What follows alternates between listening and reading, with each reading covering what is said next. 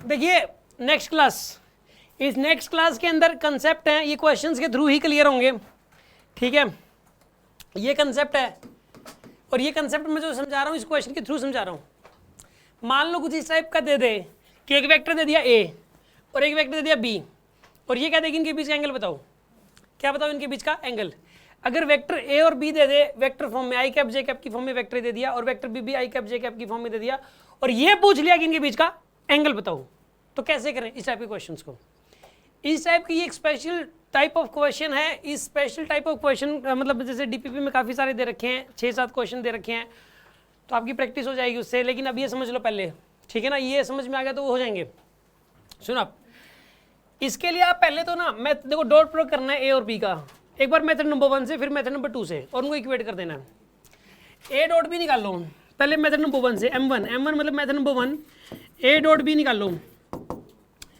आई इसको इससे मल्टीप्लाई कर दो, कितना बनेगा 5 × 10√3 कितना बनेगा 50√3 प्लस 5√3 × 10 कितना बनेगा 50√3, तो कितना बनेगा यहाँ पर ये वाला 100√3।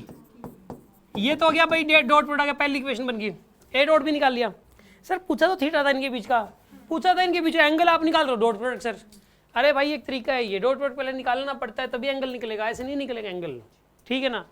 अब दूसरा मेथड नंबर 2, मेथड नंबर 2 आप A dot B is equals to A B को सीधा लगा दो। यार ए बी को तो आप जहाँ मर्जी लगा सकते हो, ऐसा नहीं है कि अगर ये आई कैप जे कैप में दे रखे हैं तो आप ए बी को लगा ही नहीं सकते, ऐसा नहीं है।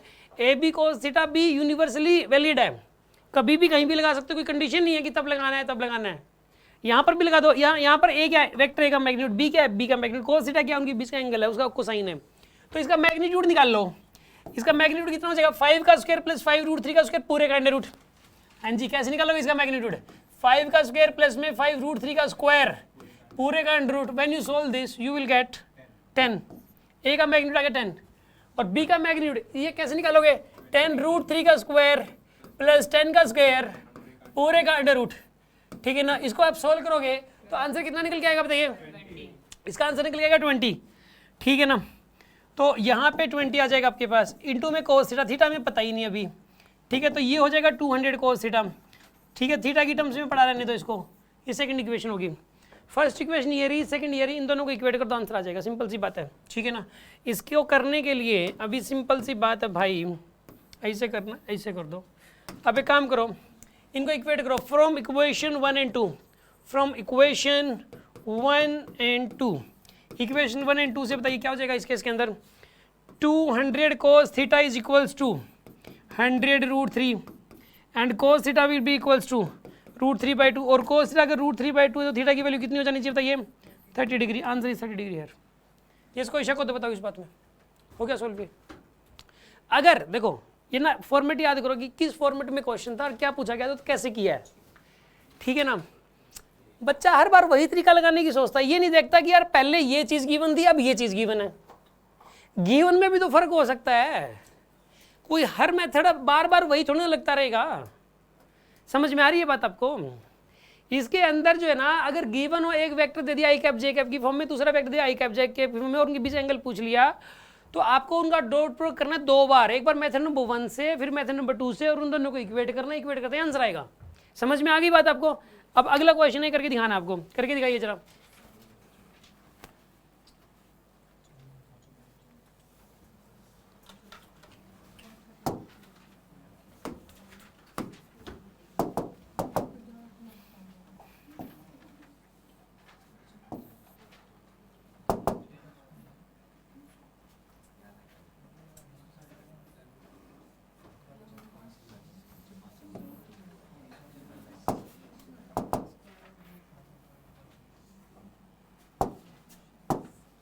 कर दो इसको।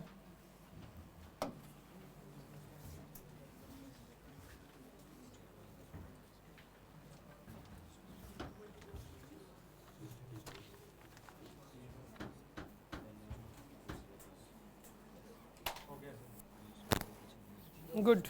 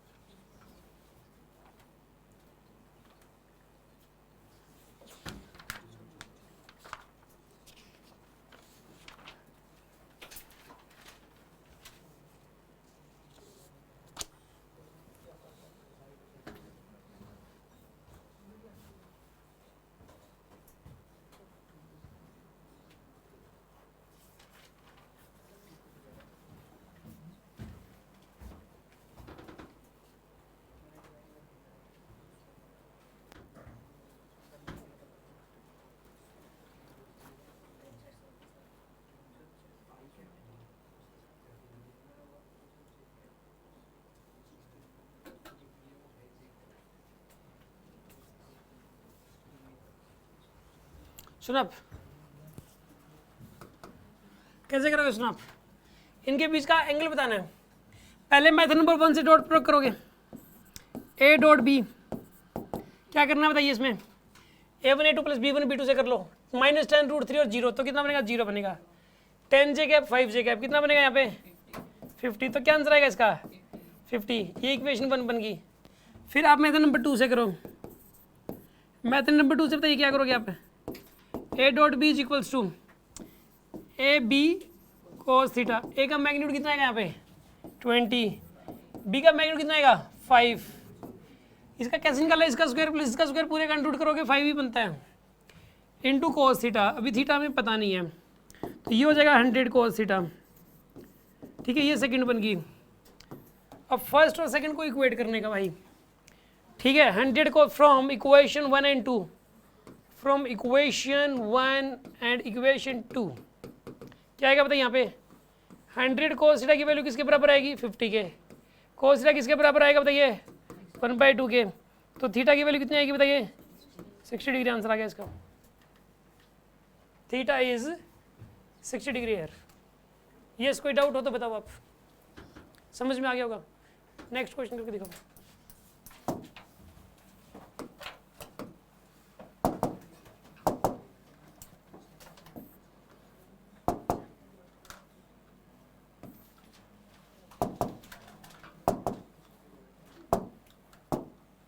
ये कर दो आप,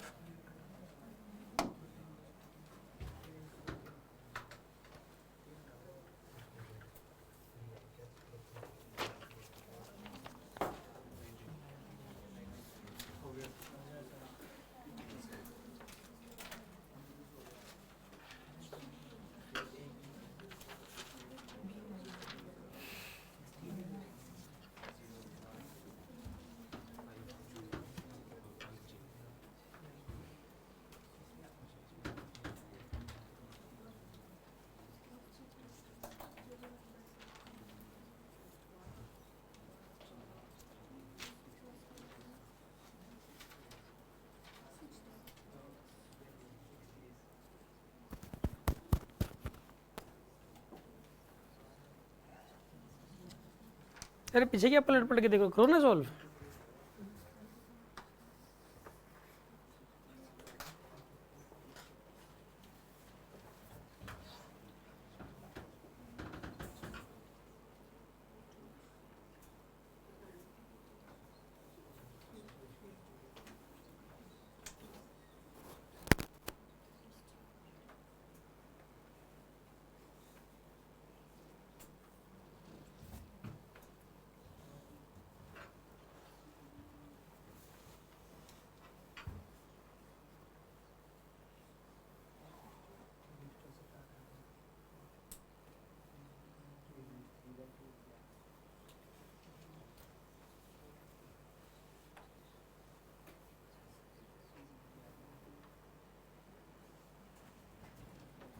सुनो कैसे करेंगे इसको, क्या आंसर आ रहा है। सुनो पहले मेथड नंबर 1 से ए डॉट बी निकाल लो, a1 a2 -12, b1 b2 36, कितना आंसर आएगा ये 24। फर्स्ट इक्वेशन आ गई।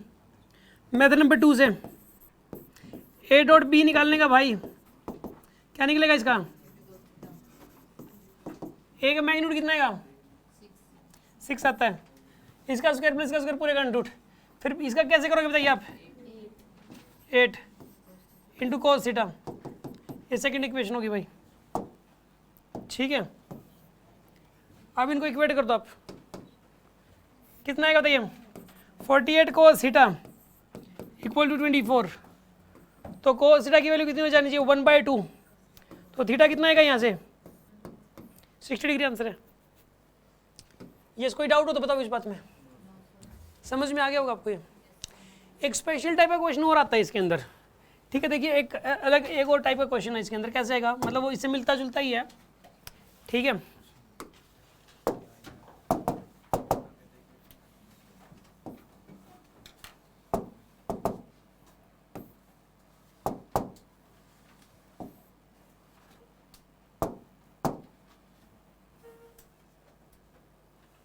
ये वाला क्वेश्चन इसमें पता है क्या आपको, इस क्वेश्चन में ये बोल दिया कि एक वेक्टर दे दिया, इस वेक्टर का एक्स एक्सिस का एंगल बताओ और इस वेक्टर का वाई एक्सिस का एंगल बताओ और इस वेक्टर का जेड एक्सिस के साथ एंगल बताओ। एक वेक्टर दे देगा। पहले जो अभी दिए थे वो दो क्वेश्चन दिए, मतलब दो वेक्टर दिए थे। कितने वेक्टर दिए थे और उनके बीच का एंगल पूछा गया था। अब कितने वेक्टर दे दिए, एक ही दिया है और उसी का एंगल पूछ लिया किसके साथ, एक्स एक्सिस के साथ, वाई एक्सिस के साथ और जेड एक्सिस के साथ। कैसे करें हम? अब देखो एक वेक्टर तो दे ही रखा है। क्या दे रखा है? एक vector 3i cap plus 6j cap plus 2k cap. एक वेक्टर बी पता है जा, अगर आपको ये सोल्व करना है, एक्स एक्सिस का एंगल निकालना है, तो आप आई कैप के साथ एंगल निकाल लो। किसके साथ एंगल निकाल लो? जो आई कैप के साथ, आई कैप और एक्स एक्सिस का मतलब एक ही है। आई कैप और पॉजिटिव एक्स एक्सिस का मतलब तो एक ही है। आई कैप के साथ जो एंगल आएगा वही पॉजिटिव एक्स एक्सिस का एंगल आ जाएगा। तो एक वेक्टर आई कैप मान लो और एक वेक्टर ए दे ही रखा है। अब इनके बीच का एंगल निकाल लो, आंसर आ जाएगा आपके पास। सीधी सी बात है। कैसे करेंगे इसको बताइए, क्या करोगे आप इसको? मेथड नंबर 1 से करो आप। मेथड नंबर 1 से क्या आएगा, ए डॉट बी की वैल्यू बताइए आप। 3 into 1, ये तो 0j cap plus 0k cap लिखना पड़ेगा अब तो क्या आएगा बताइए यहाँ पे 3 प्लस ये 0 बनेगा, फिर ये भी क्या बनेगा 0, तो आंसर क्या आ गया 3 ए डॉट बी का। अब मेथड नंबर 2 से करो A dot B. Method number 2 से ए डॉट बी निकाल लो आप। क्या आएगा बताइए यहाँ पे, इसका मैग्नीट्यूड कितना बनेगा 3 का स्क्वायर प्लस 6 का स्क्वायर प्लस 2 का स्क्वायर पूरे का अंडर रूट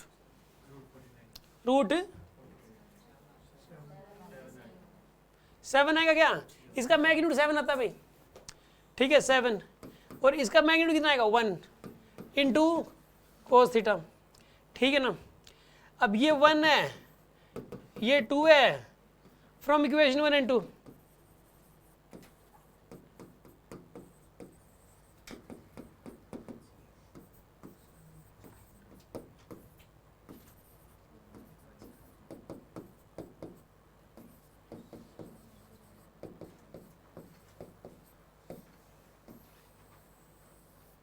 ये cos इनवर्स 3/7 आएगा। दिस इज द आंसर है। समझ में आ गया होगा आपको? इस तरीके से कर लोगे ना आप। ऐसे ही आप इसका सोल्व करना है वाई एक्सिस के साथ। तो एक वेक्टर तो ये दे रखा है और एक वेक्टर क्या मान लो जे कैप, और फिर उन वेक्टर्स के बीच का एंगल निकाल लो, आंसर मैच कर जाएगा। इसी तरीके से एक वेक्टर ये, और इसको सोल्व करने के लिए एक वेक्टर क्या मान लोगे के कैप, और इस के कैप और इसके बीच का एंगल निकाल लो, आंसर मैच कर जाएगा। बात समझ में आएगी नहीं आई आपको? और इसको करने का एक शॉर्टकट भी है। अब शॉर्टकट बताता हूँ मैं आपको।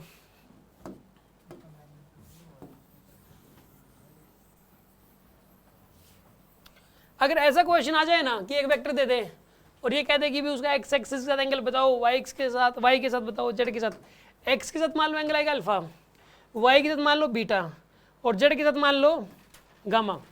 मान लो एक्स एक्सिस वेक्टर का एक्स एक्सिस के साथ कितना एंगल आएगा अल्फा, वाई एक्सिस के साथ बीटा, और जेड एक्सिस के साथ मान लेते हैं।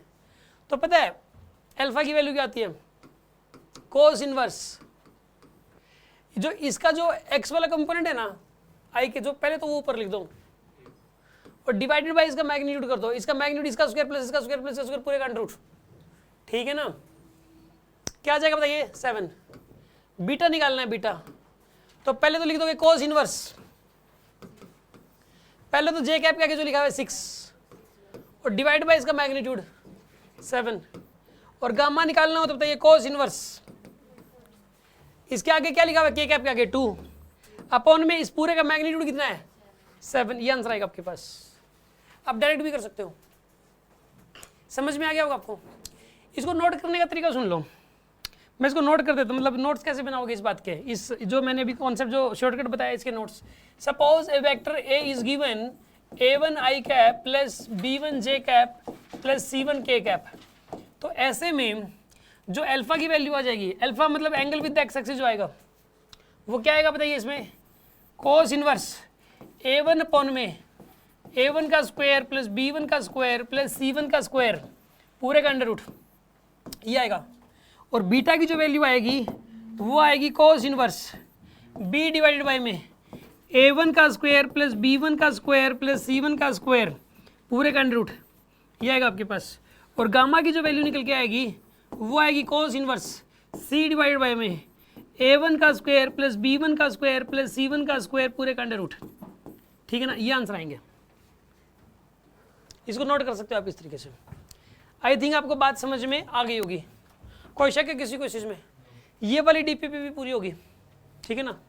ये वाला जो कंसेप्ट है, ये जो आज की क्लास है, ये वाली खत्म होगी।